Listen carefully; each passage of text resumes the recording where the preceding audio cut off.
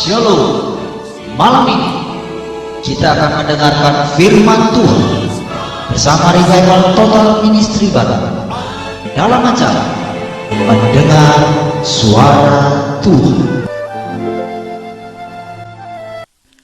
Haleluya, puji Tuhan. Shalom. Shalom, saudara-saudara yang dikasihi Tuhan, dimanapun saudara boleh berada. Malam hari ini kita bersatu hati, kita berjumpa kembali di dalam acara Mendengar Suara Tuhan dari Revival Total Ministry Sumatera Batam. Haleluya, puji Tuhan. Malam hari ini dari tempat ini, dari kabin siar RTM Sumatera Batam, kita akan belajar bersama-sama tentang kebenaran firman Allah. Malam hari ini saudara, kebenaran firman Allah dengan tema kedaulatan Allah. Haleluya, puji Tuhan. Sebelum kita lanjutkan untuk acara Mendengar Suara Tuhan malam hari ini, kita masuk dalam doa. Bapa Surgawi, terima kasih untuk segala anugerah-Mu yang telah Engkau curahkan berlimpah-limpah di dalam kehidupan kami. Terima kasih Bapa untuk segala kekuatan, untuk segala damai sejahtera, sebagai pernyataan kasih-Mu kepada setiap kami anak-anak Allah yang terhisap di dalam tubuh Kristus ini. Terima kasih Bapa, terima kasih untuk malam hari ini kami boleh memiliki waktu. Engkau berikan kesempatan kepada setiap kami untuk menerima kebenaran firman Allah sebagai makanan yang enak bagi roh kami, bahkan bagi tubuh kami, bagi kehidupan kami. Terima kasih. Terima kasih kalau malam hari ini kami boleh mendapatkan anugerah kasih setia-Mu dengan kebenaran firman Allah, dengan kerinduan-kerinduan yang Engkau mau sampaikan malam hari ini. Biarlah kami sehati sepikir, kami tundukkan hidup kami di bawah hidupnya Kristus Yesus anak-Mu yang tunggal. Terima kasih Bapa. Kami memberkati setiap rekan-rekan yang boleh mendengar siaran radio ini, bahkan yang boleh menyaksikan di Facebook ataupun nanti di YouTube. Kami percaya setiap saudara-saudara kami, setiap orang yang boleh menyaksikan dan menerima kebenaran firman Allah ini, hidupnya diubahkan sedemikian rupa.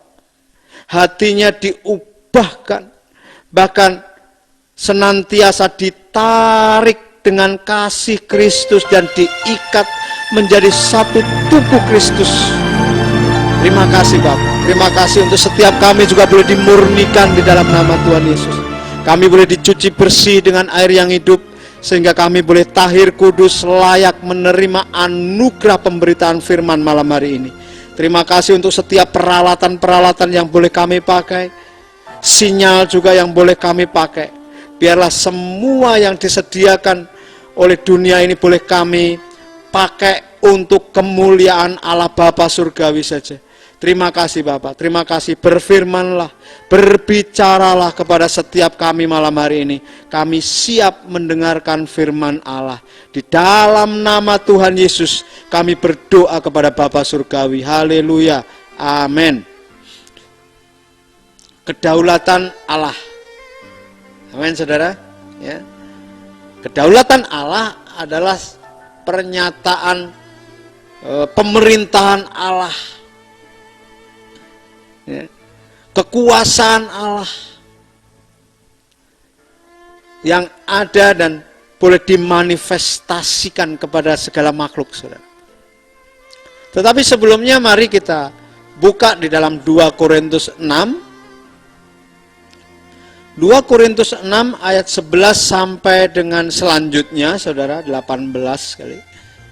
Tentang noda kekafiran, saudara. Ya.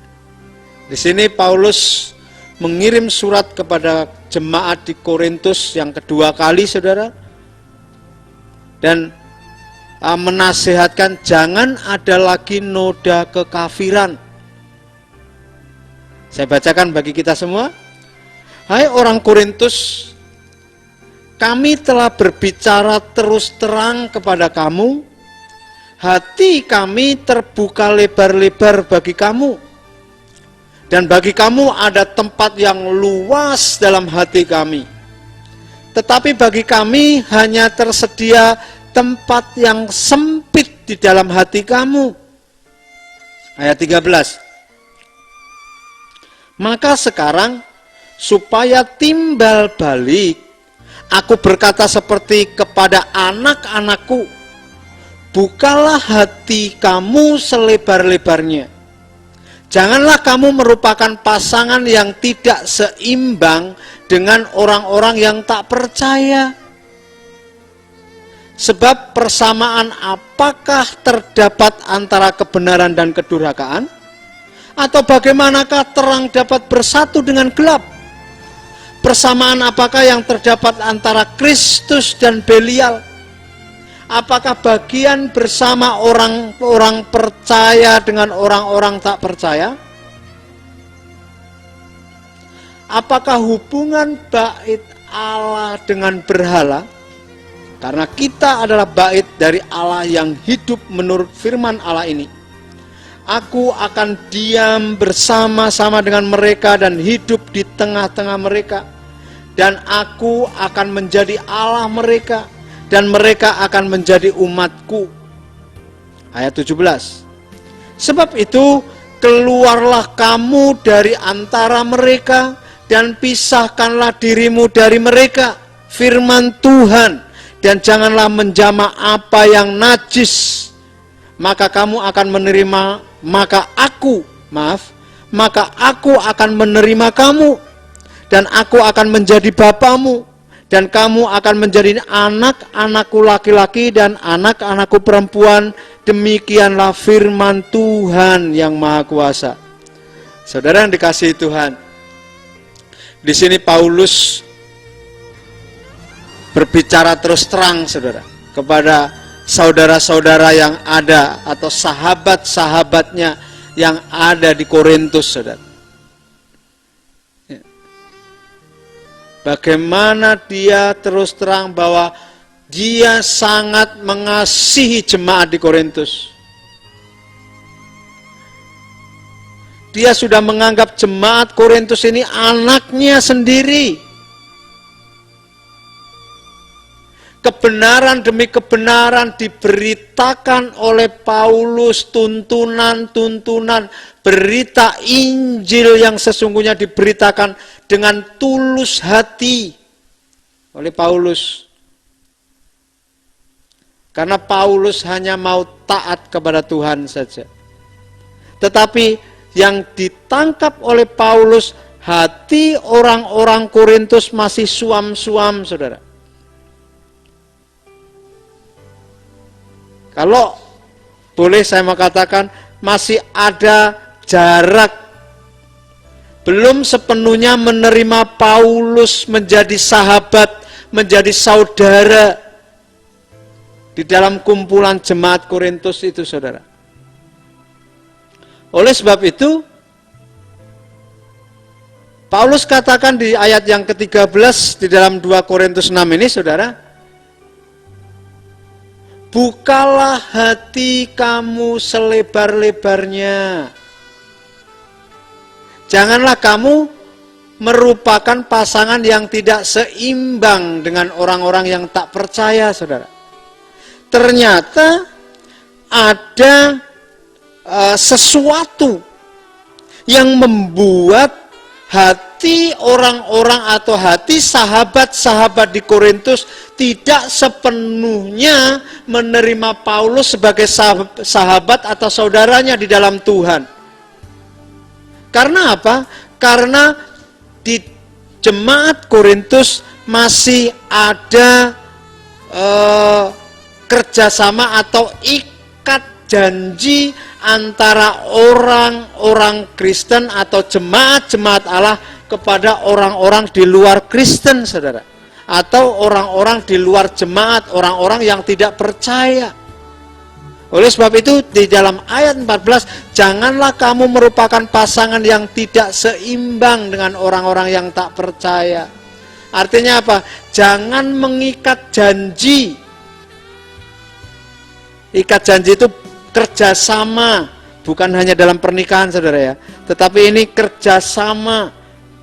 Mungkin dalam hal dagang saudara, dalam hal pekerjaan, kongsi. Ya. Sebab persamaan apakah terdapat antara kebenaran dan kedurhakaan?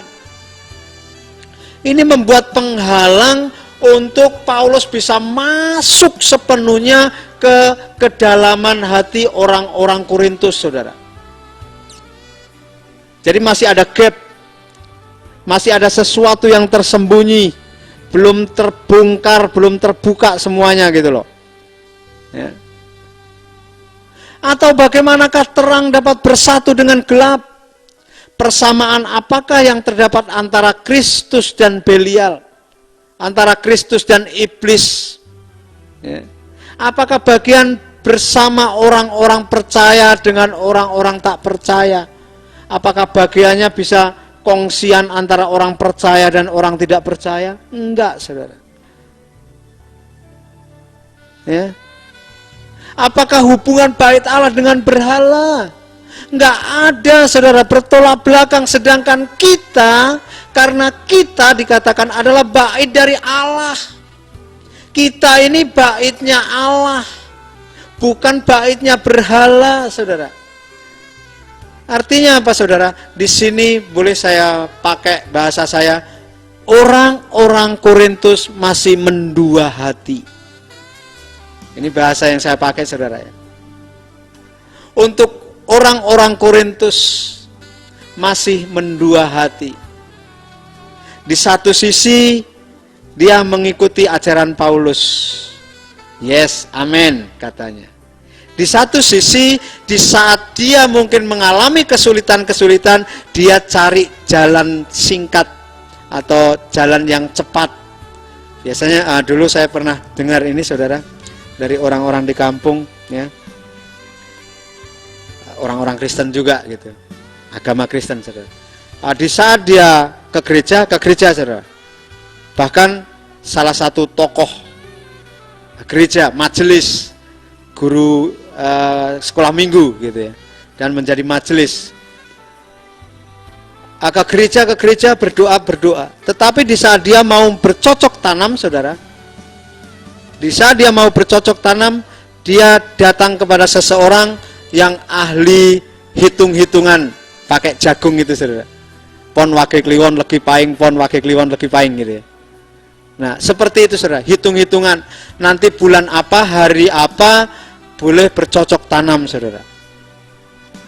Ya. Seperti peramal lah gitu ya, kira-kira seperti itu, saudara. Nah, ini namanya orang-orang yang mendua hati. Orang yang ngakunya percaya kepada Tuhan, ya, ngakunya orang Kristen, ngakunya nih, tetapi masih melakukan hal-hal yang tidak berkenan. Dia masih khawatir akan hidupnya, akan masih pakai adat istiadat yang bertentangan dengan kebenaran firman Allah. Ya. Adat istiadat tentu baik, tetapi tidak semua adat istiadat itu selaras dengan kebenaran firman Allah, saudara. Ya. Nah, masih cari hari baik untuk melakukan sesuatu hal. Ya. Orang Kristen tetap orang Kristen, ke gereja, saudara. Berdoa pakai dalam nama Yesus. Tetapi di saat dia mau membangun rumah atau mendirikan pondok, saudara, dia datang kepada seseorang. Dia tanya, Pak D, atau Om, atau Mbah, hari apa yang baik untuk saya mendirikan rumah? Menghadapnya kemana? Nah ini, saudara, ya. Ini orang-orang Korintus juga seperti itu, saudara. Masih bekerja sama atau masih kompromi dengan hal-hal dunia, ya. masih kompromi dengan hal-hal yang menurut mereka sudah menjadi adat istiadat atau warisan turun-menurun, yang itu tidak sesuai dengan ajaran Injil damai sejahtera yang diberitakan oleh Paulus. Oleh sebab itu ada jarak, ada seperti jarak. Kenapa? Karena tidak sepenuhnya mengikuti atau percaya kepada ajaran-ajaran Paulus pada waktu itu, saudara. Oleh sebab itu, Paulus dengan terus terang katakan, ayo berubah. Nah, ini ayat yang ke-17, saudara. Sebab itu, keluarlah kamu dari antara mereka, dan pisahkanlah dirimu dari mereka. Firman Tuhan. Mereka itu apa, saudara? Mereka itu orang-orang yang bergelut dengan kedagingannya. Artinya kalau boleh saya mau katakan, keluar dari sistem dunia ini. Pisahkanlah dirimu dari aturan-aturan dunia ini. Kebiasaan-kebiasaan daging ini, saudara. Ini firman Tuhan, dan janganlah menjamah apa yang najis. Maka aku akan menerima kamu, dan aku akan menjadi bapakmu, dan kamu akan menjadi anak-anakku laki-laki dan anak-anakku perempuan. Demikianlah firman Tuhan yang Maha Kuasa.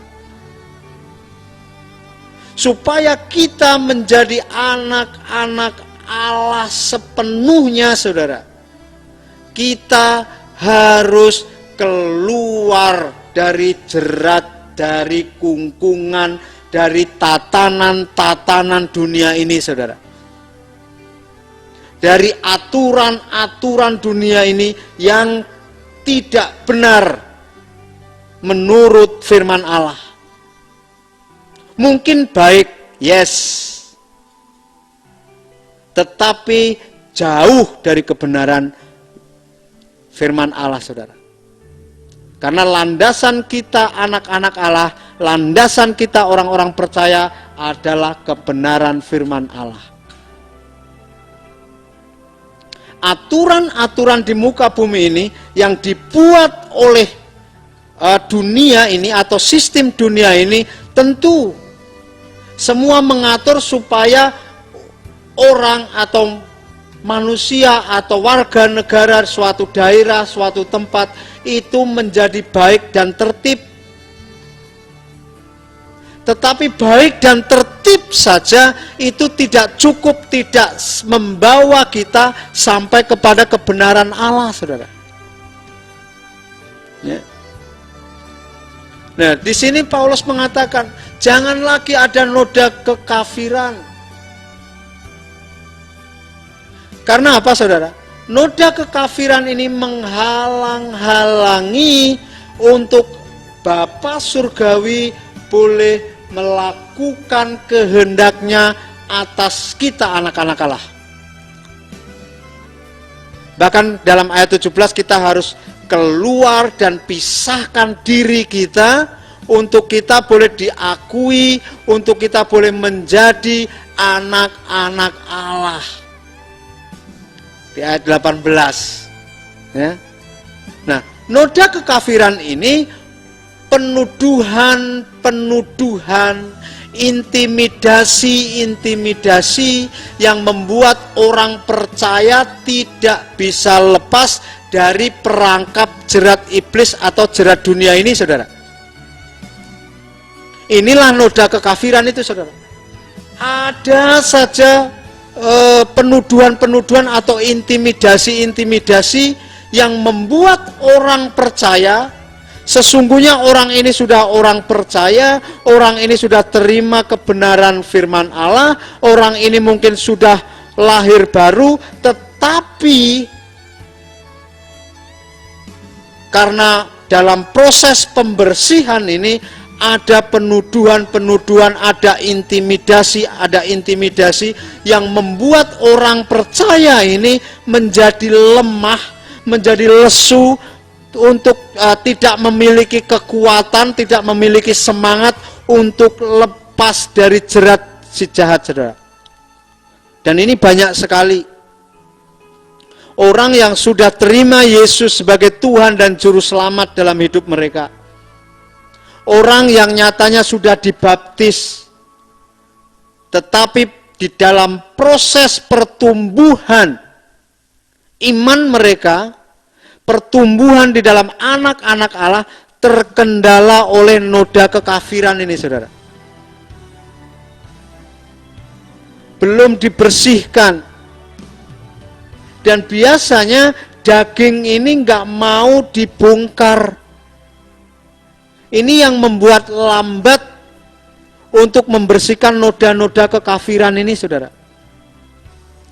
Sehingga penuduhan demi penuduhan, intimidasi demi intimidasi, merasa tidak layak, merasa orang berdosa, merasa ya sudahlah, mungkin memang nasibku seperti ini. Ini salah satu contoh bahwa orang itu tidak berdaya. Orang itu tidak memiliki kemampuan atau tidak memiliki tenaga untuk katakan, yes, aku siap, aku miliknya Tuhan. Kenapa, saudara? Karena kesadaran akan keadaan kita sebagai anak-anak Allah ini yang tidak ada, saudara.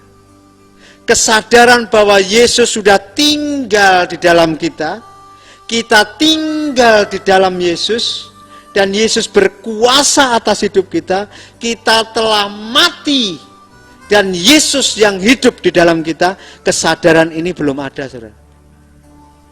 Dan biasanya di dalam gereja tidak diajarkan, tidak ditekankan. Yang penting lu minggu ke gereja, sorak-sore bersama kami, mendengarkan saya berkhotbah, selesai. Dia nggak mau tahu bagaimana pertumbuhan si A, bagaimana pertumbuhan si B. Ini berbeda-beda dengan si C, dengan D, saudara. Ya. Di satu sisi dalam hatinya muak untuk berbuat dosa terus, untuk senantiasa kedagingan terus, saudara. Pengen lepas dari si jahat. Ini biasanya seperti itu, saudara. Ini biasanya dialami oleh orang-orang Kristen, saudara. Dan kebiasaan-kebiasaan dagingnya yang bertolak belakang dengan kebenaran firman Allah, saudara.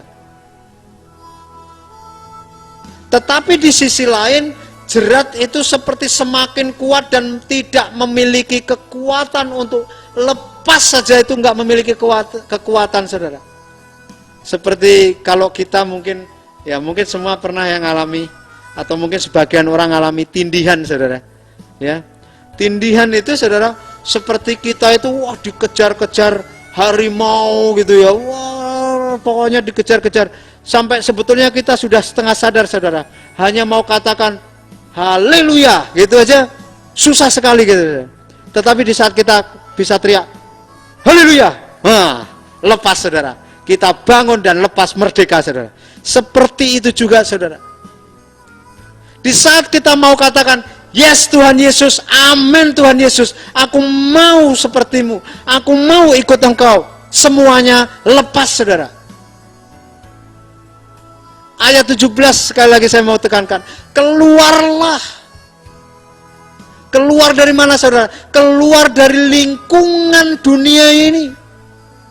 Keluar dari tatanan-tatanan, aturan-aturan dunia ini, saudara. Ini perintah. Dan siapa yang harus mengambil keputusan, saudara?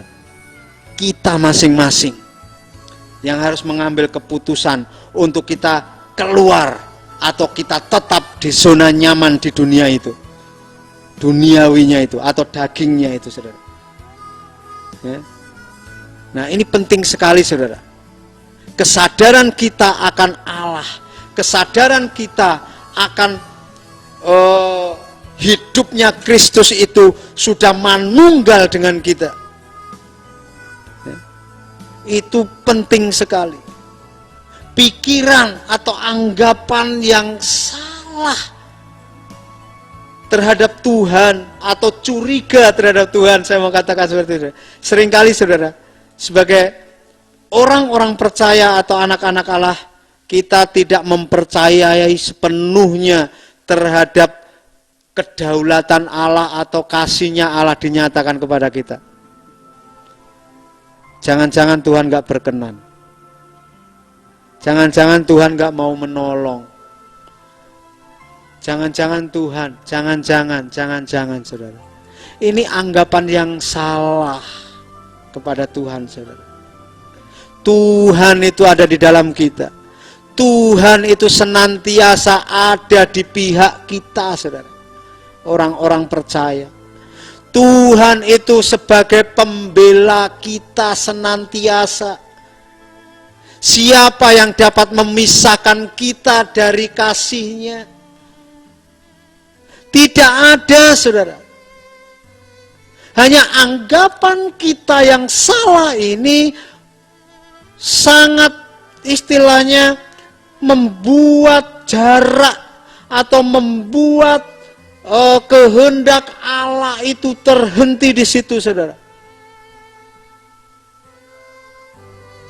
Keintiman dengan Allah tidak kita jumpai, tidak kita alami. Bahkan kadang kita kecewa terhadap Tuhan, saudara. Kenapa? Karena anggapan pikiran kita yang salah terhadap Tuhan, saudara. Percaya Tuhan. Saya ajak malam hari ini untuk saudara boleh menundukkan diri di bawah kedaulatan Allah, kekuasaan Allah mutlak. Bagaimana seorang dikatakan beriman, saudara? Kita harus lapang dada, harus luas hati. Kita menghadap Tuhan, saudara. Di saat kita menghadap Tuhan, mengucap syukur kepada Tuhan dengan keadaan kita yang baik mungkin gampang, saudara. Tetapi bagaimana dengan keadaan yang tidak baik, kita menghadap Tuhan mengucap syukur. Dan keadaan yang tidak baik ini tetap berlangsung. Sepertinya tidak ada pertolongan, saudara. Sepertinya tangan kuasa Tuhan tidak mau menjamah. Kita harus tetap mengucap syukur. Kita harus tetap tunduk kepada kedaulatan Allah. Ini yang baru dikatakan namanya iman, saudara. Iman itu menundukkan diri sepenuhnya kepada Tuhan, kepada siapa yang kita percayai, saudara. Baik kita dalam keadaan yang baik maupun dalam keadaan yang kurang baik atau tidak baik sekalipun, kita tundukkan hidup kita di bawah pimpinan kedaulatan Allah. Ini baru iman percaya kepada Allah, saudara. Di dalam ayat 17 kalimat yang selanjutnya, saudara. Pisahkan dirimu dari mereka. Pisahkan, saudara. Lepas. Jangan ada kompromi. Jangan ada pergaulan kepada dunia ini. Ya, kompromi semakin lama kita ya semakin terjerat.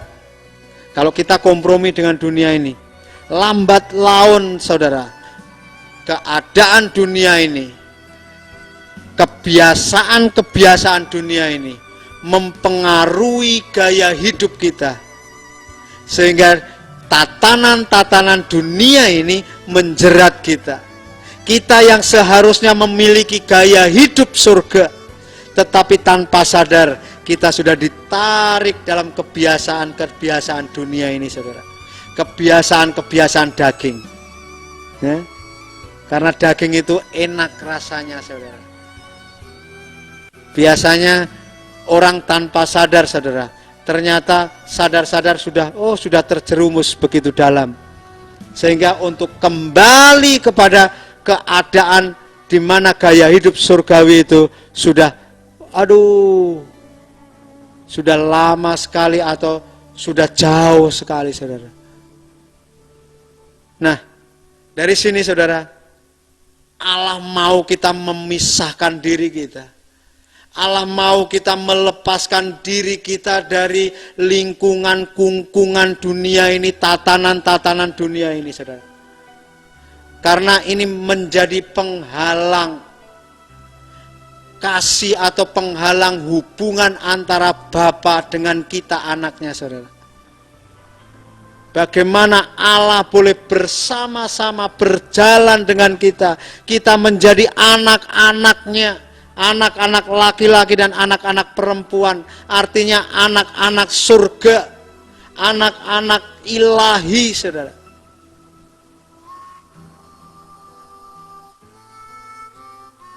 Kedagingan, keduniawian, ini menjadi sarana si jahat, saudara, untuk menarik kita dari perlindungan Allah, saudara. Hati-hati, ya. Saya mau katakan hati-hati, karena hari-hari ini, saudara, dunia ini, kekuasaan dunia ini atau penguasa dunia ini sedang menyatakan atau mendemonstrasikan kuasanya. Siapa yang tidak khawatir?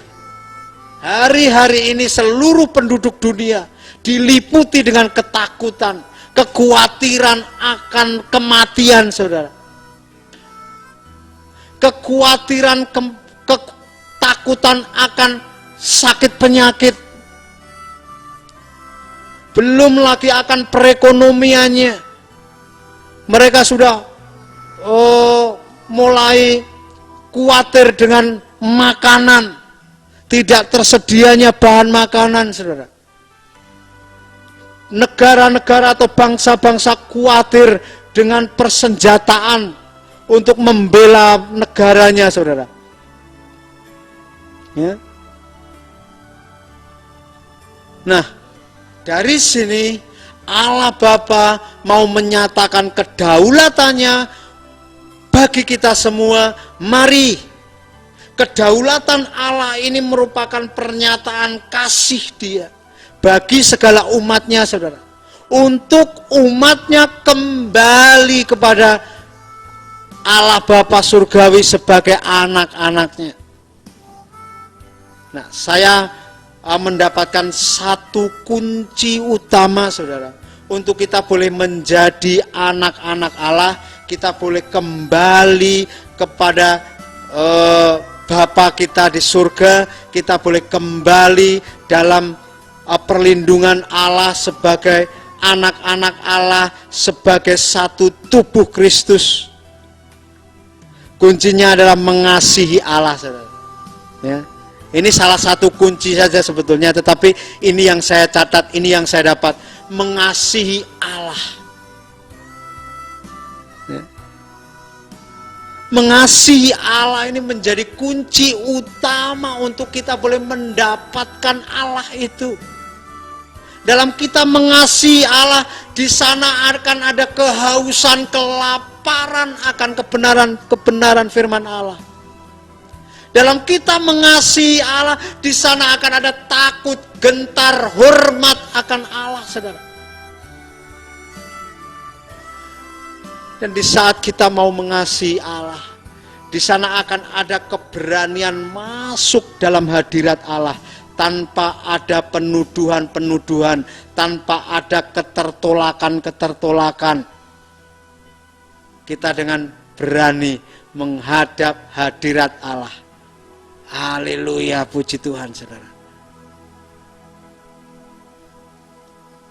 Ini menjadi kunci di mana kita harus memiliki kehausan, kelaparan. Kita harus memiliki keberanian. Kita harus dalam hati kita memiliki takut, hormat, gentar akan kuasa Allah, saudara. Amin, saudara. Untuk kita boleh bersih dari noda-noda kekafiran, saudara, kita harus mau dibersihkan. Kita harus mau dibereskan. diri kita harus relakan diri kita untuk dibongkar kedagingan kita demi kedagingan kita, kelakuan kita, ya. Kita rela dibongkar meskipun daging itu sepertinya tidak rela, tetapi kita harus memiliki keputusan. Kita harus mengambil keputusan untuk biar daging ini mati di kayu salibku, supaya Allah hidup di dalam aku, saudara. Berikan kedaulatan Allah yang tertinggi di dalam hidup kita, saudara. Kekuasaan Allah yang tertinggi, saudara. Sebagai pernyataan, kuasa Allah itu dirindu-rindukan oleh segala makhluk. Dalam Roma 8, saudara, kita baca firman Allah ini. Dalam Roma 8 ayat 19 mengatakan, ya, Roma 8 ayat 19, sebab dengan sangat rindu seluruh makhluk menantikan saat anak-anak Allah dinyatakan.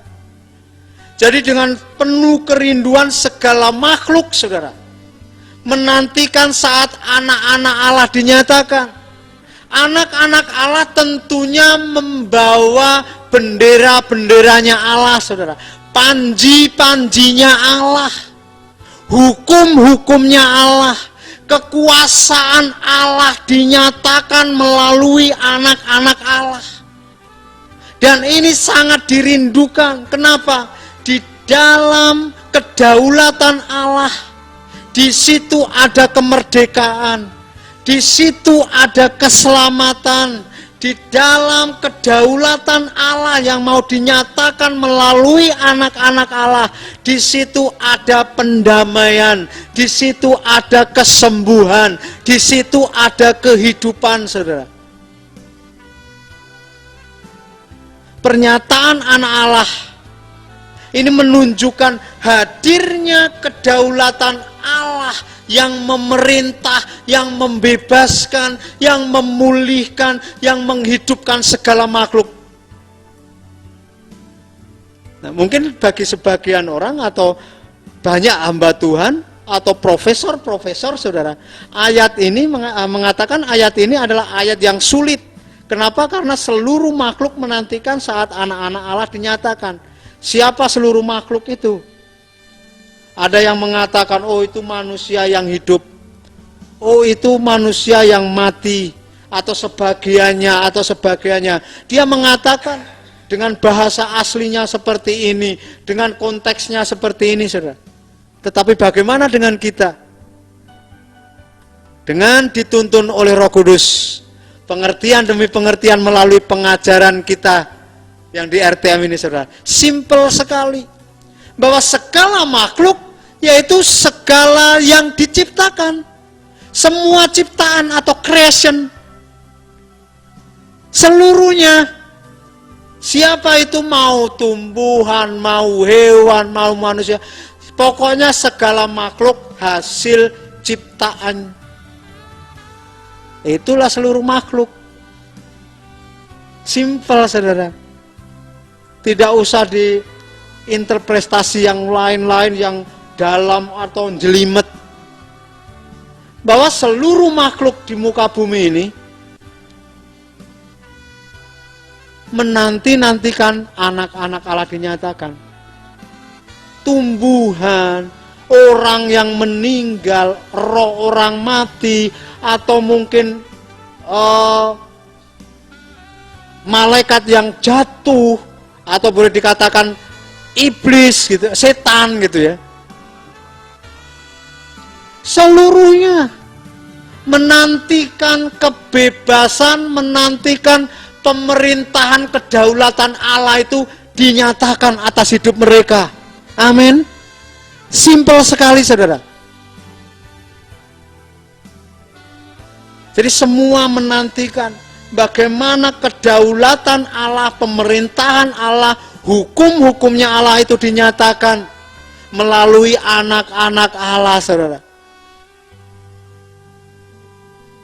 Di sini saya catat seperti ini, saudara, bahwa segala ciptaan menantikan pemerintahan Allah, kedaulatan, keagungan, kekuasaan Allah itu dinyatakan di muka bumi ini. atas segala ciptaan. Kalau boleh saya katakan segala ciptaan, saudara. Dan hari-hari ini akan dinyatakan pemerintahannya, ditegakkan hukum-hukumnya. Melihat keadaan yang sekarang ini, wow, saya pastikan tidak lama lagi, saudara. Ya. Tidak lama lagi. Kenapa? Kita melihat peraturan demi peraturan gampang sekali berubah di muka bumi ini, saudara. Minggu kemarin A, sekarang sudah B, saudara. Kenapa? Karena mereka pemerintahan di suatu daerah atau di suatu negara itu update terus dengan keadaan yang terjadi, dengan perkembangan keadaan di sekelilingnya yang terjadi seperti apa, itu memicu membuat peraturan demi peraturan yang baru terus menerus, saudara. Ya. Mengupdate keadaan dan membuat peraturan terus menerus mengikuti perkembangan yang terjadi di lingkungan kita, saudara. Jadi tidak ada patokan kalau sekarang A, mungkin seminggu lagi tetap A, enggak bisa, saudara. Kenapa? Karena keadaan di sekeliling kita juga berubah, saudara. Nah, ini memicu atau ini yang membuat kita boleh semakin yakin bahwa hanya ada satu saja peraturan yang tidak tergoncangkan, yaitu peraturan kasih Allah yang dinyatakan kepada setiap umatnya, saudara, kepada setiap ciptaannya. Ya. Keluaran 33 ayat 16, saudara. Keluaran 33 ayat 16 sampai dengan 19 kita baca. Dari manakah gerangan akan diketahui bahwa aku telah mendapat kasih karunia di hadapanmu, yakni aku dengan mulutmu ini. Bukankah karena engkau berjalan bersama-sama dengan kami, sehingga aku dengan umatmu ini, dibedakan dari segala bangsa yang ada di muka bumi ini. Berfirmanlah Tuhan kepada Musa, juga hal yang telah kau katakan ini akan kulakukan, karena engkau telah mendapat kasih karunia di hadapanku, dan aku mengenal engkau. Ternyata kita harus dikenal Allah, saudara. Ya. Kita sudah mengenal Allah, ngakunya, saudara. Tetapi belum tentu Allah mengenal kita. Karena kelakuan-kelakuan kita, karena gaya hidup kita jauh daripada Allah, saudara. Tetapi Musa dikenal oleh Allah, saudara. Ayat 18. Tetapi jawabnya, perlihatkanlah kiranya kemuliaanmu kepadaku. Tetapi firman-Nya, aku akan melewatkan segenap kegemilanganku dari depanmu dan menyerukan nama Tuhan di depanmu. Aku akan memberi kasih karunia kepada siapa yang kuberi kasih karunia, dan mengasihani siapa yang kukasihani. Ya. Ayat 19 bagian terakhir ini menyatakan mutlak. Inilah kedaulatan Tuhan, inilah kedaulatan Allah. Dia mau memberikan kasih karunia kepada siapa yang dia mau beri kasih karunia. Dia mau memberikan kasihnya kepada siapa yang dia mau kasih, saudara. Di saat dia melewatkan segenap kegemilangan. Kegemilangan artinya kemuliaan, artinya ada kebesaran, keagungan di sini, saudara. Di saat kita sebagai anak-anak Allah mau berjalan bersama-sama dengan Allah, saudara. Ya. Kita lanjut, saudara. Ayat ini yang ayat 19 bagian terakhir tadi, saudara, ya. Ini kedaulatan Allah yang luar biasa. Nah, di saat kita berjalan bersama dengan Allah, kita dibedakan. Pasti kita dipisahkan dengan bangsa-bangsa yang lain. Kita dipisahkan, kita dibedakan. Tentu dengan segala peraturan-peraturan suatu bangsa, suatu daerah atau hukum-hukumnya atau dalil-dalilnya. Itu tidak berlaku bagi Allah dan semua orang, semua umat yang berjalan bersama-sama dengan Allah dan di dalam Allah, saudara. Artinya orang-orang yang tunduk hanya kepada kedaulatan pemerintahan Allah. Allah mau menunjukkan kegemilangannya, Allah mau menunjukkan kemuliaannya, Allah mau menunjukkan kemegahannya, Allah mau menyatakan kasihnya, dan kita boleh melihat, merasakan, dan mengalami hal itu, saudara. Kalau kita berjalan bersama-sama dengan Allah, kita hidup tunduk di bawah kedaulatan Allah yang maha tinggi. Dan noda-noda kekafiran itu akan hilang lenyap, beres tuntas.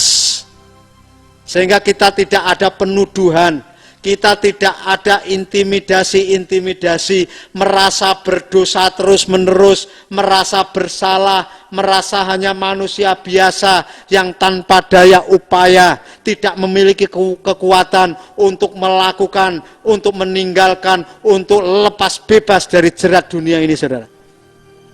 Tuhan mau menunjukkan kemuliaan kasih-Nya kepada siapa Dia berkenan.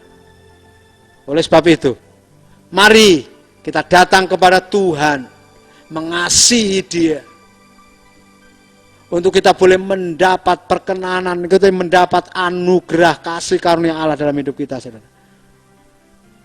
Kita akan dijadikan serupa segambar dengan Allah. Bahkan ada kebenaran firman Tuhan, saudara. Saya mau bacakan sebagai ayat yang terakhir, ya, dalam 2 Korintus 3 ayat 3 sampai dengan 5, saudara. 2 Korintus 3 ayat 3 sampai dengan 5. Karena telah ternyata bahwa kamu adalah surat Kristus yang ditulis oleh pelayanan kami. Ditulis bukan dengan tinta, tetapi dengan roh dari Allah yang hidup. Bukan pada loh-loh batu, melainkan pada loh-loh daging, yaitu di dalam hati manusia. Demikianlah besarnya keyakinan kami kepada Allah oleh Kristus.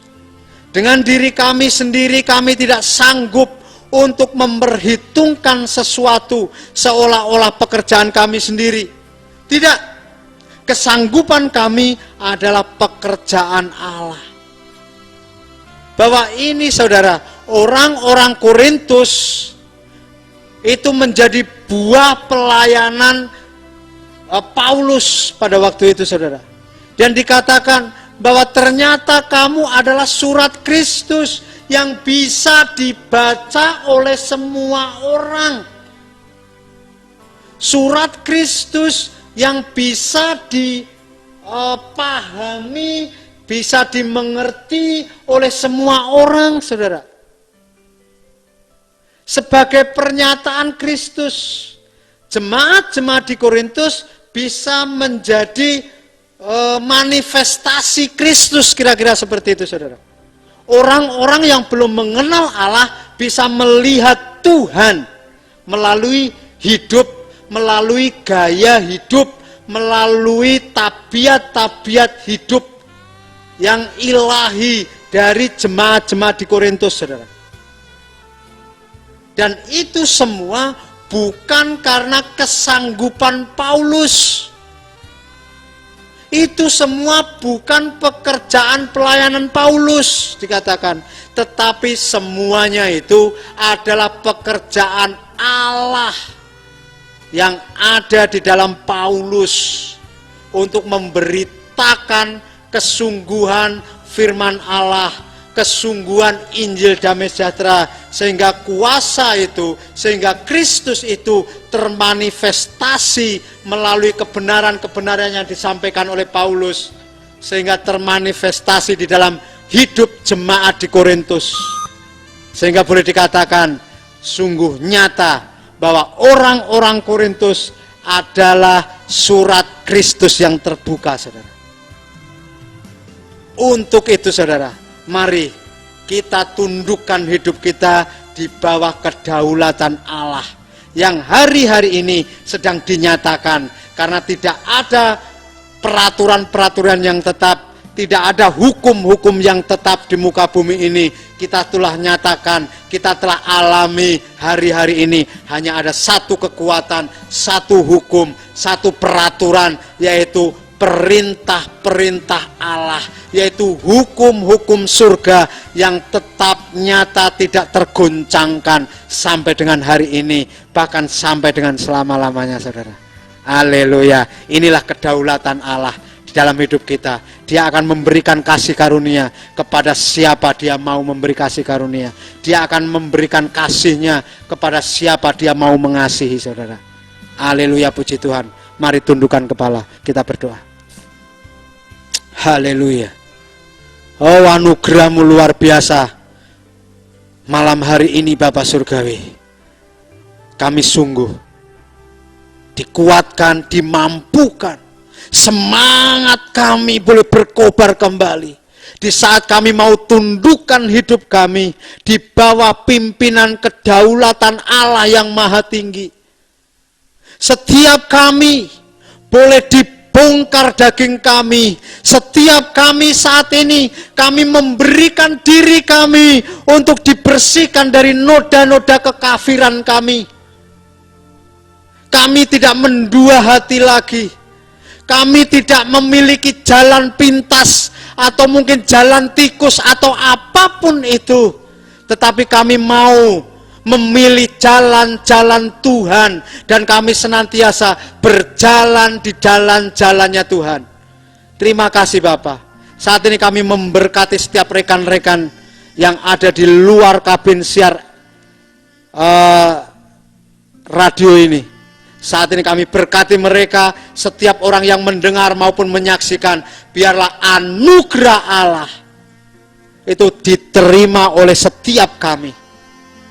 Respon yang benar itu boleh menjadikan kami anak-anak Allah yang senantiasa berjalan bersama-sama dengan Bapa Surgawi, dan kami menjadi anak-anak Allah yang maha tinggi. Terima kasih Bapak. Sebentar kami mau sharing, kami mau tanya jawab. Biarlah kemuliaan Allah semakin diagungkan atas acara ini, atas setiap kami, bahkan setiap orang-orang yang boleh mendengar, yang boleh menyaksikan siaran ini, semakin diberkati, semakin manunggal dengan Allah, semakin tunduk di bawah kekuasaan kedaulatan Allah saja. Terima kasih di dalam nama Tuhan Yesus. Kami berdoa kepada Bapa Surgawi dan kepada Ibu Roh Kudus. Haleluya, puji Tuhan. Amin.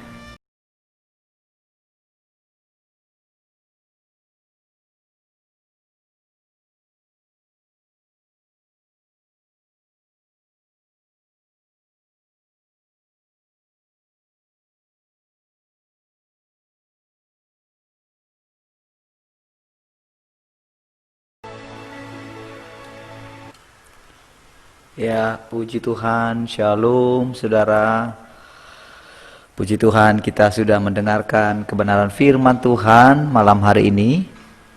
Tema kita adalah kedaulatan Allah. Ya, tema kita malam hari ini adalah kedaulatan Allah ya.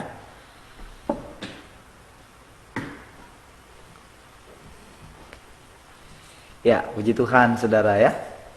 Haleluya ya. Saya menyapa semua saudara sekalian ya yang sudah bergabung malam hari ini, baik yang ada di FB maupun yang ada di radio ya. Di radio tadi ada 6, sekarang ada 4 ya. Ya, kalau di FB saya lihat dengan saya berarti 5 ya. Baik, selamat malam semua rekan-rekan sekalian ya. Ya, ada yang baru bergabung, selamat malam. Ya, Pak Buhari baru bergabung nih. Selamat malam Pak Buhari ya, baru bergabung di FB malam hari ini ya. Selamat malam juga Mama Alexa, baru bergabung juga. Ya, dari tadi ada Dwi Pardede juga baru bergabung ya. Tadi sudah bergabung jam berapa tadi ya?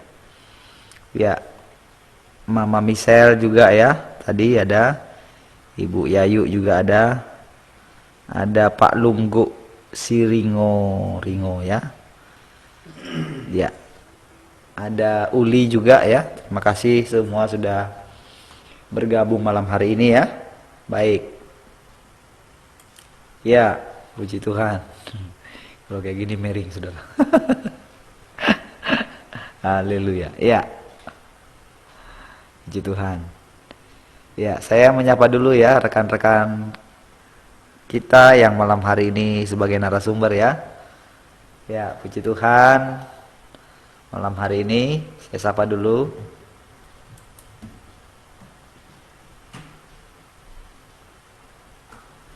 Ya, selamat malam Pak Twin. Bagaimana kabarnya malam hari ini? Haleluya. Selamat malam Pak. Shalom semuanya. Kabarnya selalu luar biasa. Luar biasa ya. Ya, pembicara kita malam hari ini yang sudah membawakan sharing malam hari ini. Selamat malam Pak Jayadi. Bagaimana kabarnya? Haleluya, puji Tuhan. Kabarnya luar biasa. Mantap. Itu dia ya.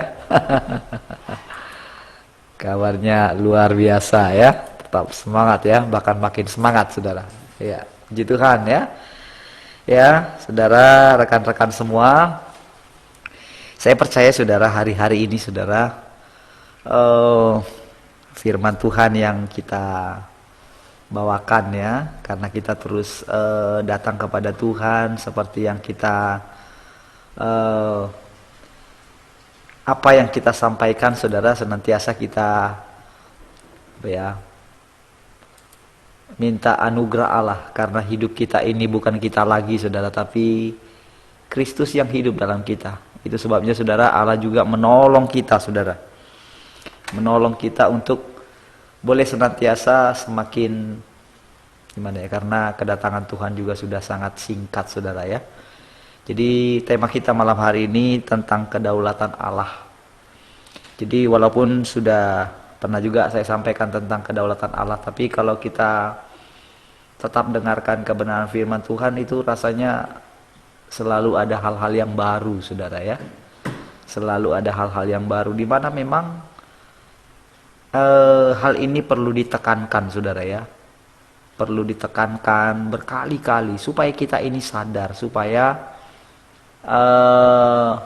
semakin hari manusia lama kita ini jangan memanifestasikan dirinya gitu. Karena memang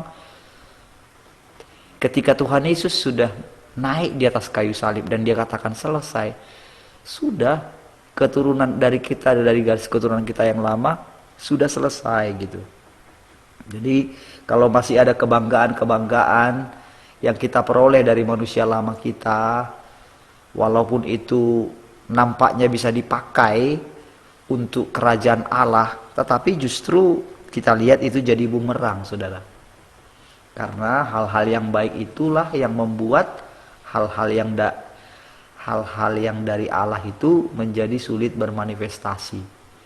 Itu sebabnya kita akan diizinkan mengalami banyak hal seperti penderitaan ya, kesukaran, atau kita melihat betapa mungkin celakanya kita, seperti yang dilihat oleh Paulus dalam dirinya. Aku manusia celaka gitu.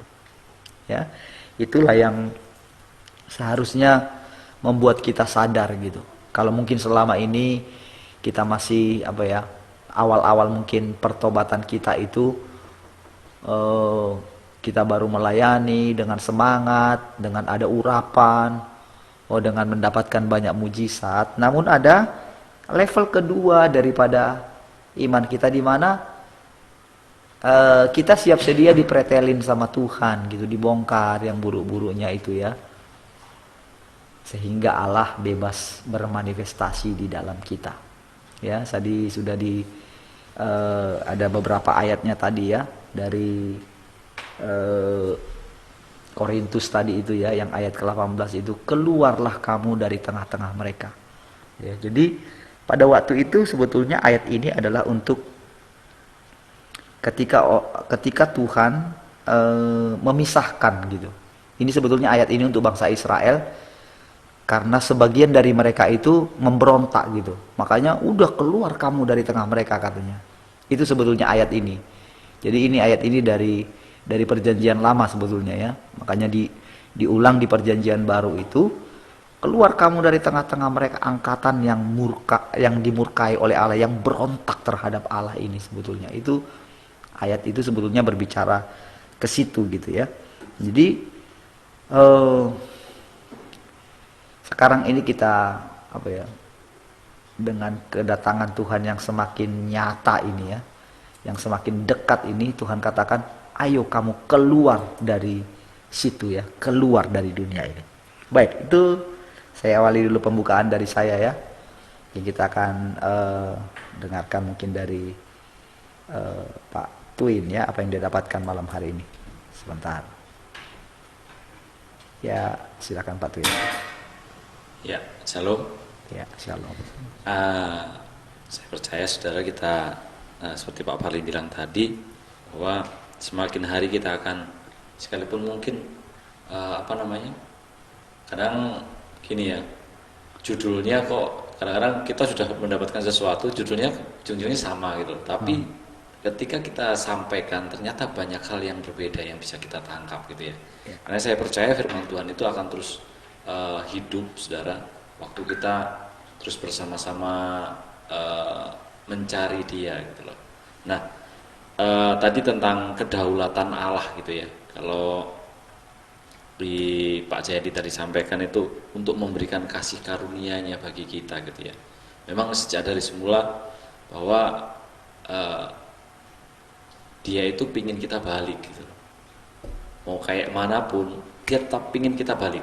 Apapun yang terjadi dengan hidup kita, Dia sangat ingin kita kembali sama Dia. Itu yang menjadi dasarnya Allah itu memberikan kasih karunia yang luar biasa itu gitu. Namun seringkali kan kita pemberian kasih karunia itu seperti itu Pak Jadi tadi bilang, itu adalah tentang bagaimana itu semuanya kedaulatannya Allah sendiri. Jadi bukan sesuatu yang diusahakan oleh manusia sebenarnya gitu ya. Jadi terkadang kita melihat kok orang yang udah kayak gini pun kok Tuhan masih kasih. Nah, kadang-kadang muncul kayak gitu loh. Karena ya itu kembali lagi, itu kedaulatan Allah supaya apa? Semua yang berasal dari Dia kembali sama Dia. Nah, kalau makanya dia seperti Pak Palin tadi di ayat 2 Korintus tadi ayat 17 tadi dikatakan bahwa keluarlah dari dunia itu gitu ya. Keluarlah dari sistem yang dibangun oleh dunia yang menjerat kita untuk tidak bisa balik gitu loh. Karena ya Dia memberikan kasih karunia-Nya dengan tujuan bahwa semua orang balik tadi kan. Nah, makanya Tuhan Yesus pun waktu datang kan, kalau di Yohanes 15 saudara baca itu, akulah pokok anggur yang benar gitu loh. Di luar aku kamu tidak bisa berbuat apa-apa. Diperingatkan gitu loh. Keluar dari dagingmu, ayo menempel sama aku. Supaya apa? Aku bisa memberikan kasih karunia aku yang luar biasa kepadamu. Memang kalau kita mau menyadari sejak dari kita menerima Tuhan sebagai Tuhan dan Juru Selamat saudara dalam hidup kita, itu adalah kasih karunia yang luar biasa. Makanya dengan caranya yang unik gitu loh. Kadang ketemunya aneh-aneh gitu loh. Kemarin saya bilang misalnya contohnya, wah orang bertobat itu aneh gitu loh caranya. Ada yang tidak disangka-sangka gitu, kok bisa ya gitu loh. Karena saudara coba bolehlah coba perhatikan hidup kita dari kecil gitu ya. Pernah nggak terbayang gitu sampai dengan hari ini gitu loh. Kalau saya bayangkan gitu, jangankan dulu gitu kebayang seperti ini gitu loh. Namanya lihat pesawat aja enggak pernah gitu ya. Dulu apalagi naik pesawat gitu ya. Saudara coba yang dari luar ini pernah nggak bayangkan misalnya naik pesawat aja nggak pernah terbayangkan mungkin gitu ya. Tapi saudara, semua yang kita alami, bahkan kalau saudara hari ini mendengarkan firman Tuhan ini gitu loh, saudara bersama-sama kita sampai dalam pertumbuhan yang sejauh ini, semua kedaulatan Tuhan. Dia yang memberikan kasih karunia-Nya bagi kita. Makanya udah kita sudah waktunya ayo naik. Oh, kita sudah sadar toh ini bahwa sudah semuanya adalah kasih karunia gitu ya. Kita sadari itu, maka kita bisa naik. Kalau tidak nyadari, tidak akan pernah bisa naik. Sudah. Karena apa? Kita tinggal di luar. Kalau kita nggak menyadari kasih karunia Tuhan, kita di luar Dia. Dan ketika kita di luar, itu seperti ranting yang dicampakkan dan dibakar, kata Tuhan. Itu Pak yang saya tangkap mungkin. Yesus memberkati. Baik. Ya, puji Tuhan ya, saudara. Itu tadi dari Pak Twin ya. Ya. Makanya para pendengar kita dan pemirsa gitu ya. Itu makin malam makin tambah juga ya. Tadi sempat di angka 10 ya. Karena biasanya memang makin malam itu kan makin sudah selesai gitu dari segala aktivitas gitu ya. Jadi saudara, baik, kita mungkin masih ada, kita kasih spare ya waktu, karena kita juga tadi mulainya udah jam 8 lewat ya, karena gak disangka-sangka persiapannya kadang ini juga saudara. Baik, siapa tahu mungkin ada yang mau ditekankan lagi Pak, sebelum nanti saya tambahkan juga lagi, silakan Pak. Siapa tahu masih mau ada. Sebentar, Pak. Baik, mungkin sambil menunggu pertanyaan kali Iya, ya. benar-benar. Kami berharap ada pertanyaan lah, atau paling tidak ada masukan lah, ya, untuk kita bisa sama-sama belajar firman Allah dan apa yang diberikan Allah kepada setiap kita itu boleh kita sharingkan atau kita bagikan kepada orang lain, termasuk di grup kita bagikan, nanti di sini kita bacakan dan kita sedikit perbincangkan gitu ya, kira-kira seperti itu saudara. Nah, saudara yang dikasihi Tuhan, seringkali noda kekafiran ini menghalang-halangi kita di dalam proses pertumbuhan kita sebagai anak-anak Allah saudara. Ya, ini karena ada noda kekafiran tadi loh. Sedikit-sedikit waktu mau melanjutkan atau mungkin mau naik tingkat tertuduh saudara. Jayadi, lu 10 tahun yang lalu berbuat seperti ini, seperti ini, seperti ini, seperti itu. Dan kita ngalah, oh iya, lembek saudara. Padahal kejadian itu di waktu kita mendapatkan pelayanan, ya, pelepasan, pelayanan, pemberesan, kita sudah bereskan semua. Dan seakan-akan pemberesan itu enggak terjadi apa-apa karena ada penuduhan ini saudara. Ya. Ini karena apa? Karena di dalam proses kita bertumbuh, noda kekafiran ini ternyata masih menempel dan ini belum dibereskan sepenuhnya. Gitu loh. Belum dibersihkan. Nah, untuk kita boleh mutlak hidup di bawah kendali, di bawah kedaulatan Allah yang Maha Tinggi, ya, karena memang kemarin sudah disampaikan juga sama Pak Parlin tentang kedaulatan Allah dalam versi yang lain ya, dalam ayat-ayat yang lain gitu. Tetapi yang saya mau tekankan, mari hidup di bawah kendali atau kedaulatan Allah. Untuk itu kita harus beres noda-noda kelaparan, noda-noda kehausan, noda-noda kekafiran ya, itu harus beres. Daging kita harus kita relakan untuk dibongkar, dimatikan habis, saudara. Jangan mau ada dan tenang di dalam noda kenyamanan daging kita ini loh. Ya, nanti tanpa sadar lambat laun kita terpuruk dan sadar-sadar kita sudah ada di lembah yang gelap dan dalam. Untuk kita naik kembali mungkin sangat sulit, atau boleh saya mau katakan harus mengeluarkan kekuatan ekstra lah gitu. Ya. Dan itu sangat sulit sekali untuk kembali.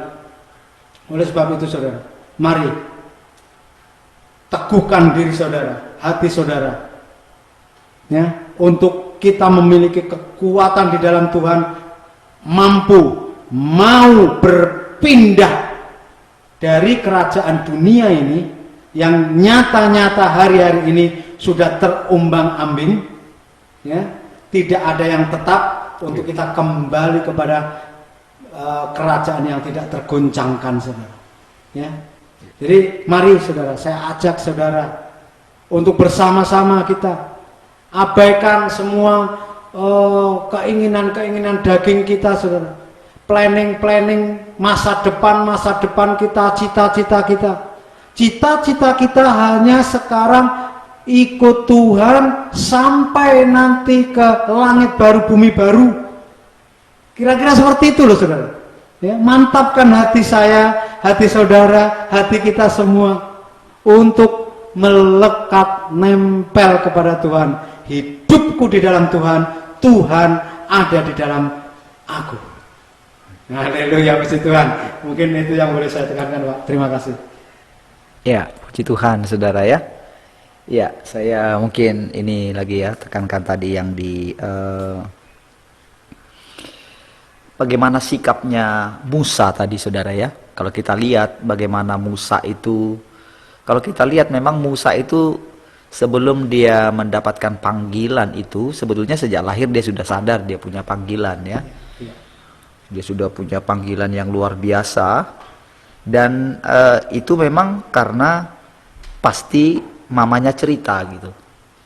Mamanya cerita karena kan bolak-balik ya, bolak-balik ke ini. Dan itu minimal saudara ada selalu, mungkin walaupun dia masih bayi waktu itu ya, tapi dia tahu saudara bahwa dia itu adalah orang Ibrani. Jadi sebetulnya dia itu sudah punya visi di dalam hatinya. Terbukti saudara, terbukti ketika dia melihat saudaranya itu bertengkar pada waktu itu ya, sebelum dia lari itu ya. Jadi dia melerai mereka gitu. Kenapa kalian sebangsa kok jadi begini? Sementara bangsanya sendiri belum mengenal dia gitu ya. Namun saudara itu selama 40 tahun itu harus direndam sama Tuhan. 40 tahun berikutnya gitu ya. Jadi kira-kira umur 80 lah dia muncul gitu. Ya, kira-kira umur 80-an. Iya, kira-kira umur 80 baru dia diutus sama Tuhan. Jadi segala kepintaran Mesirnya itu sudah boleh dibilang terkubur gitu sebetulnya, sehingga dia menjadi petah lidah gitu. Bukan nggak petah lidah lagi, jadi dia nggak bisa ngomong lagi gitu ya, sehingga dia nggak pede untuk bicara. Padahal tadinya itu dia dipersiapkan menjadi pangeran gitu, menjadi penggantinya raja sebetulnya ya. Dia sudah dipersiapkan untuk itu gitu ya. Nah, namun ketika tadi yang di Keluaran pasal 33 ya, ayat berapa tadi? Jangan apa tadi ya? Saya buka ya tadi. Iya. Dari manakah gerangan akan diketahui? Keluaran pasal 33 ayat yang ke-16 tadi ya. Dari manakah gerangan akan diketahui bahwa aku telah mendapat kasih karunia di hadapanmu, yakni aku dengan umatmu ini?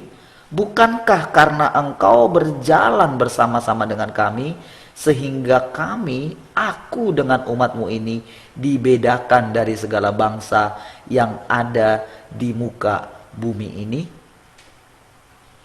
Jadi saudara, di perikopnya ini saudara dikatakan bahwa Musa meminta penyertaan Tuhan. Pada waktu itu udahlah pergi, aku akan berjalan, aku akan menyuruh malaikatku berjalan di depanmu katanya.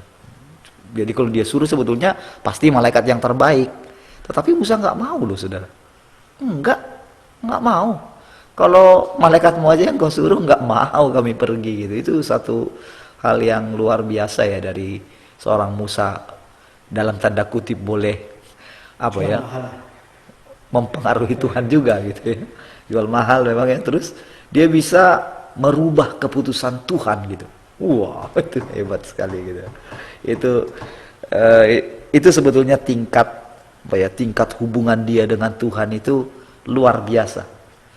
Saudara, kalau kita melihat itu sebetulnya, kalau itu ada di Alkitab, sebetulnya kita boleh alami juga.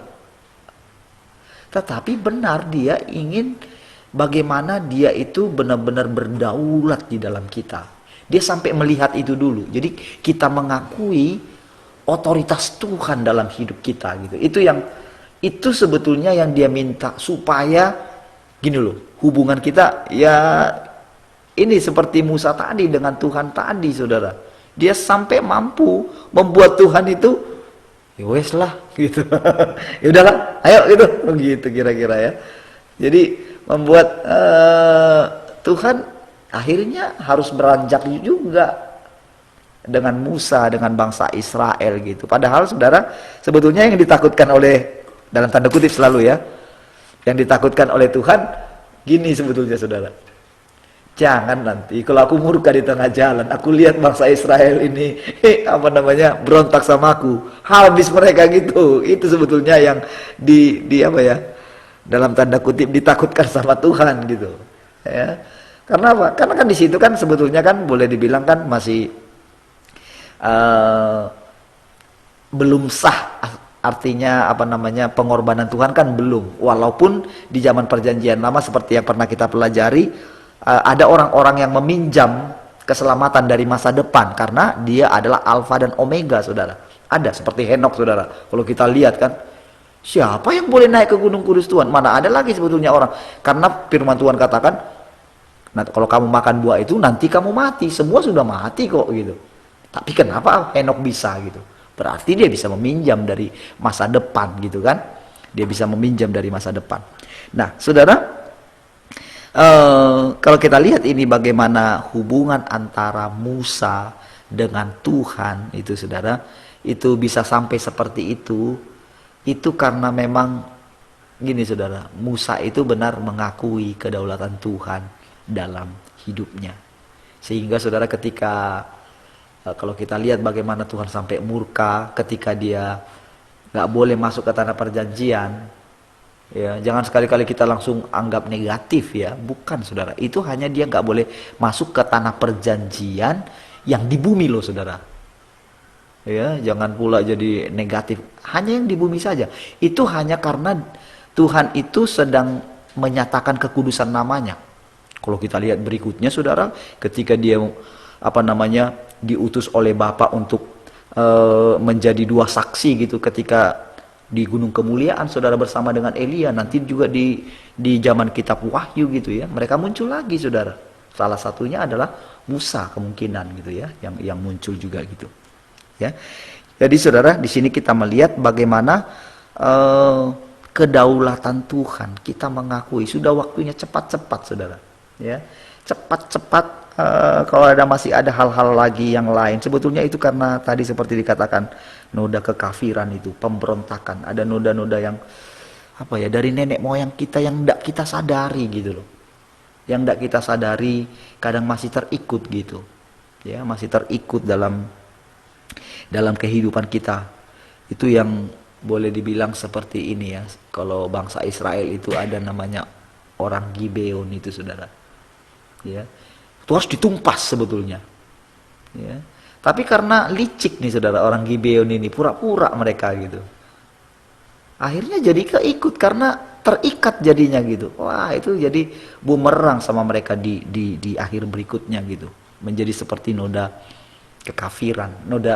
Kekafiran bagi mereka. Membuat nanti itu membuat mereka itu tertarik kepada hal-hal yang penyembahan berhala sebetulnya. Itu orang Gibeon itu berikutnya. Walaupun sebetulnya mereka itu jadi diperbudak di zamannya, saya lupa raja mana waktu itu ya. Nah, itu tetap Raja Daud kalau nggak salah ya. Nah, tapi di berikutnya setelah itu, mereka ini menjadi pembuat, mereka ini menjadi beralih, ada yang jadi penyembah berhala. Karena apa?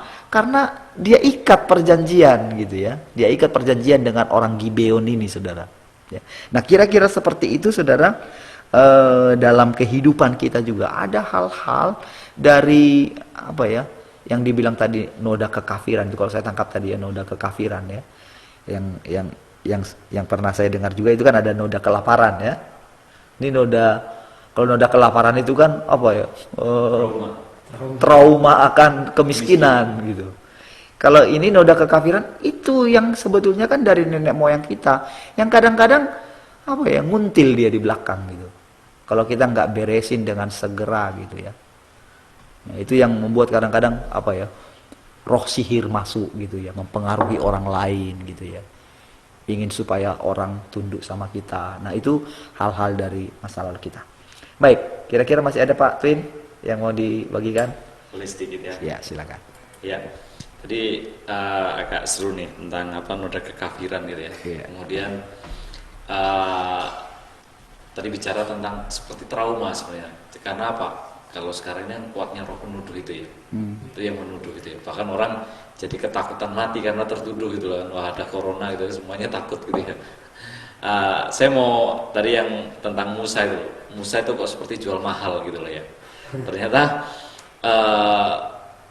waktu si Musa itu kan dia merasa gini loh, Tuhan sudah apa ya, cara berpikirnya Musa itu lain gitu ya. Ada pertanyaan? Ada pertanyaan ya? Ya. Mungkin karena berhubungan ya. Oh gitu. Saya bacakan ya. Mungkin karena berhubungan, mungkin nanti bisa dilanjutin. Saya bacakan dulu pertanyaan dari Pak Lunggu Siringoringo ya. Dikatakan begini, Shalom Pak. Saya mau nanya, apakah sewaktu kita sudah hidup baru masih ada tidak noda-noda kekafiran itu menempel di dalam kehidupan kita? Nah, jadi mungkin bisa dari Baik. ya, siap. Saya lanjutkan itu dulu ya, nanti selanjutnya saya Ya, ini ya. ya. Saya tertarik dengan yang Musa sedikit agak-agak jual mahal gitu ya. Ya. Ternyata saudara dalam pelayanannya Paulus gitu ada beberapa kali dicatat sebenarnya itu dia muncul ketika Yesaya itu ya, Yesaya siapa yang bisa menasihati Tuhan gitu ya. Ternyata ketika dia Paulus itu di 1 Korintus 2 itu, sebab siapakah yang mengetahui pikiran Tuhan, ayat 16 ya, sehingga ia dapat menasihati dia, tetapi kami memiliki pikiran Kristus. Jadi untuk lepas dari kondisi noda kekafiran, noda apa tertuduh seperti itu ya, itu kan membuat orang merasa rendah, tidak berani ngomong sama Tuhan. Nah, saya punya pengalaman begini saudara. Dulu waktu masih baru bekerja gitu ya, rasanya menjadi seorang karyawan itu dengan posisi staff gitu ya, itu mau ngomong sama direktur tuh takut. Karena apa? Karena cara pandang saya sebagai seorang staf bawahan. Tapi ketika saya mulai berpindah-pindah pekerjaan, akhirnya sering ketemu, karena kan interview kan, jadi sering ketemu pimpinan-pimpinan gitu, sampai akhirnya merasa, loh, ternyata aku bisa ngomong sama orang itu biasa gitu. Nah, ternyata Paulus mendapatkan ini, kenapa dia lari dari cara berpikir manusia, makanya dia bilang keluar dari dunia itu, keluar dari sistemnya, supaya apa? Kita bisa ngomong enak sama Tuhan. Ini yang saya pernah bilang itu, tampillah sebagai laki-laki, Tuhan sedang menantikan itu gitu loh. Iya. Supaya kita tidak lagi merasa minder, merasa takut itu. Nah, kalau dibilang kita adalah anak Allah, itu saja sudah mulai jadi pertanyaan, maka nggak mungkin kita bisa menasihati Allah gitu dalam tanda petiknya ya. Iya. Itu ya. Tadi pertanyaannya, apakah setelah kita lahir baru masih ada noda-noda itu ya? Kekafiran. Masih ada Pak. Karena apa? Itu yang akan kita buat untuk terus bertumbuh. Jadi itulah prosesnya. Waktu kita masih tinggal dalam daging kita, dibilangnya lahir baru, tapi hidupnya kan seringkali kan orang tidak lahir baru hidupnya, masih ngikut manusia lamanya gitu loh. Iya. Tapi ketika dia mau orang yang lahir baru menyadari lahir barunya itu, menyadari hidup yang baru itu, dan dia menyelaraskan dengan pikirannya Tuhan, itu yang akan mengikis noda-noda itu. Artinya bukan usaha kita untuk menghilangkan noda Pak. Yeah. Caranya menghilangkan noda adalah kita tinggal di dalam dia dan itu akan dibersihkan. Yeah. Jadi bukan sebuah contoh dulu sering kita bilang menjaga kekudusan gitu kan. Itu seringkali dengan cara yang di pikiran kita, wah menjaga kekudusan supaya apa? Tidak berjumpa dengan pokoknya seperti mengurung diri gitu loh pada akhirnya. Padahal itu hanya dengan caranya daging kita, usaha kita. Itu tidak berkenan Pak. Jadi kalau misalnya masih muncul, memang ada noda-noda itu, dengan cara apa? Ya kita terus bersekutu dengan Tuhan dan itu bisa dibersihkan oleh Tuhan sendiri. Amin. Haleluya. Baik saudara. Ya tadi tentang masih adakah ya noda-noda kekafiran ya, kalau kita dengar kebenarannya tadi memang ya masih ada gitu ya, masih ada, itu sebabnya dia bisa muncul gitu Ya, itu sebabnya dia bisa muncul. Itu sebabnya ada satu yang saya lihat ya, kebenaran yang luar biasa sesuai dengan juga pada pengalaman ya, pada pengalaman. Satu orang bertobat, seisi keluarga diselamatkan gitu. Jadi saudara, sebetulnya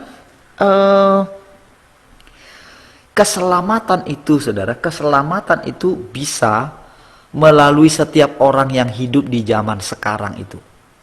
Jadi ketika mereka itu bermanifestasi, jadi termasuk roh-roh yang ngikutin kita itu, mereka bisa mendengarkan kebenaran gitu. Ya, mereka bisa mendengarkan kebenaran. Itu sebabnya saudara, Yesus sebagai, atau Allah Bapa juga sebagai Alfa dan Omega itu, kalau kita menyadari itu luar biasa sekali saudara. Nah, tetapi harus ada orang yang jadi pintunya. Makanya noda-noda kekafirannya itu termasuk roh-roh yang ngikutin itu. Jadi bukannya kita yang tunduk di bawah mereka, tapi mereka nih yang nunduk nih, yang ngikut nih semuanya. Ya, jadi saya sangat yakin sekali saudara, ya, saya sangat yakin sekali saudara, seperti itulah cara Tuhan menolong gitu. Karena di masa-masa yang lampau kan mereka kan belum menerima pengajaran yang seperti ini, belum menerima saudara. Kalau sekarang ini saudara sudah sangat gamblang sekali di hadapan kita, tapi mereka juga harus menerima supaya adil gitu, ya, supaya adil anugerah Allah ini. Baik ya. Ini ada yang bertambah ini lagi ya, para pemirsa kita ya. Saya ucapkan shalom ya bagi teman-teman yang sudah bergabung. Ada Ibu Martua Sihombing, ada Lisa Wati ya, ada Ibu Boru Hombing juga di sini ya. Ada Ibu Partini, wah baru gabung-gabung lagi ya. Ada Ibu Tenti juga ya.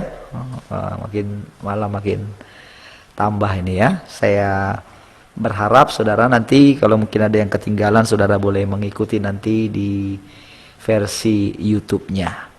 Baik, kita akan dengarkan mungkin kesimpulan atau mungkin nanti penegasan lagi tadi tentang pertanyaan tadi, sekaligus kesimpulan dan doa. Saya tidak tahu ada di WA, ada itu enggak? Ada pokok doa enggak? Saya enggak tahu ya. Ada enggak? Saya enggak lihat di WA, saya lihat di Facebook tadi. Hah? Oh, enggak ada. Baik, silakan Pak. Baik, mungkin saya menegaskan sedikit tentang pertanyaan Pak Siringoringo ya. Iya, Siringoringo. Bahwasanya tadi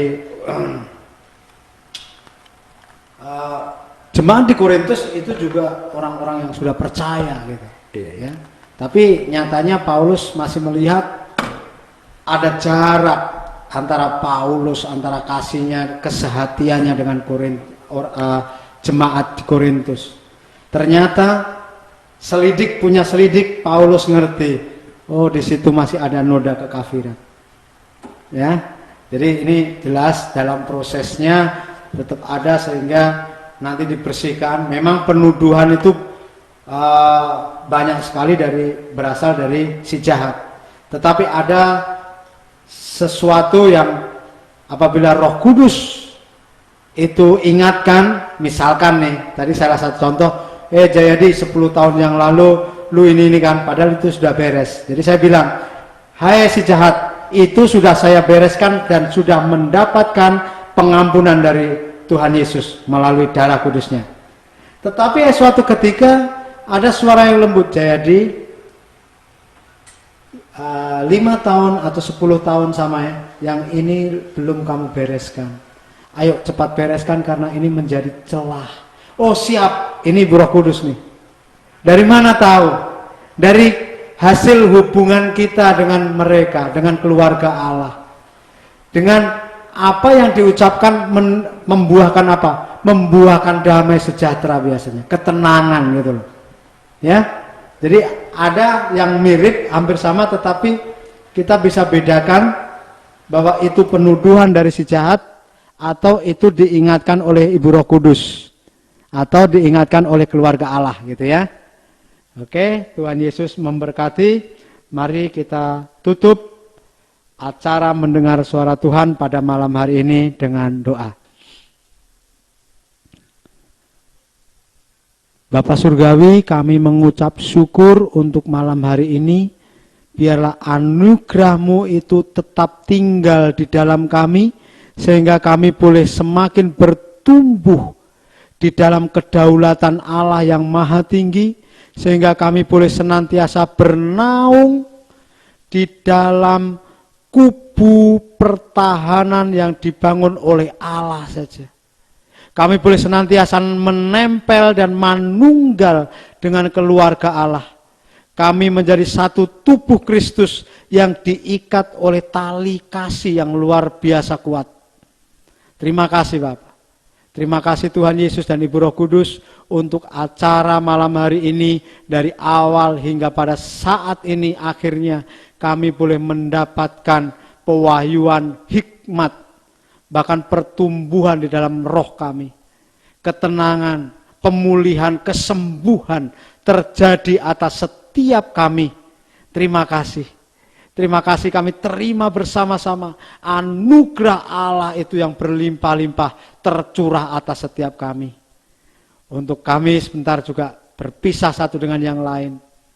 Tapi kami percaya tali kasih Kristus senantiasa mengikat kami, senantiasa menguatkan setiap kami, senantiasa memberikan kami ketenangan, kedamaian, bahkan damai sejahtera Allah yang melampaui segala akal yang sudah diwariskan melalui Tuhan Yesus kepada setiap kami ini.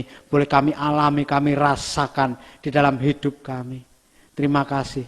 Biarlah malaikat-malaikat senantiasa mendampingi kami, berjaga atas keliling kami, baik di dalam perjalanan kami, di dalam istirahat kami, di dalam tidur kami, dan besok pagi kami boleh dibangunkan dengan kekuatan kesehatan yang baru di dalam Kristus Yesus. Terima kasih, dan kami boleh senantiasa tidur di dalam hadirat Allah. Bapa Surgawi, kami kembali untuk senantiasa mengucap syukur, untuk senantiasa memohonkan perlindungan yang dari keluarga Allah senantiasa berlimpah-limpah di dalam kami. Bahkan di dalam keluarga kami, istri, suami, anak-anak kami. Terima kasih di dalam nama Tuhan Yesus kami berdoa dan mengucap syukur. Haleluya. Amin.